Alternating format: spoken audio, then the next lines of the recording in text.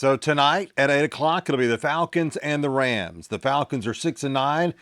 The Rams are 11-4. So we know what should happen, but of course it's the NFL and you never know. Rams are a much better football team than Atlanta, but Atlanta has been playing a little bit better as of late.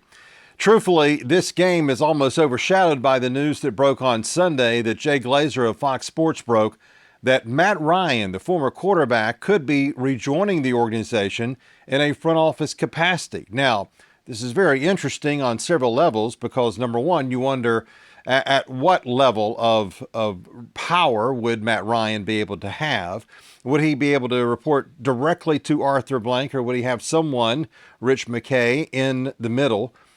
So, overall, I think this is a positive in that we've seen other former players go back to their teams and do well as executives because they know a little bit about football, right? John Elway did it, Chris Spielman with Detroit. So we've seen that happen before. So I'm all in favor of this with conditions. Condition number one, Rich McKay has got to go. He's been there for 22 years. They are a failed organization under the ownership of Arthur Blank, and Rich McKay has been the linchpin with everything, with all the GMs and all the head coaches. There's been one president, and it's been Rich McKay. Why is he still there? Why in the world does Arthur Blank continue to have Rich McKay as one of his trusted advisors? It makes zero sense. And if Matt Ryan comes on board as a GM or president of football operations or whatever title he may have, he must demand that Rich McKay is not involved and has no say-so whatsoever in this organization, and that he does not have to report to Rich McKay. If he doesn't do that, it's a waste of time. It really is. And if Matt Ryan comes in, he needs to make the decision on whether Terry Fontenot remains in the organization in any capacity and whether Raheem Morris stays as head coach. And he shouldn't. Both of those guys, Fontenot and Morris, should go. They have failed at their jobs.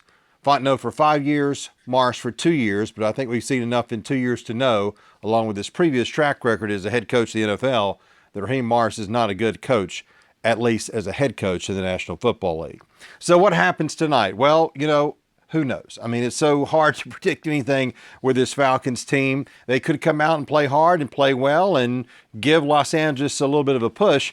But I think the Rams here in the playoff push of themselves, trying to lock down their playoff spot and needing that playoff position are going to be in a more fighting mood, if you will, to try to win this game. And I just think they're the better team. I would be shocked if the Falcons won this game. And I think the Rams are going to do what they've done all year long, which is play pretty good football.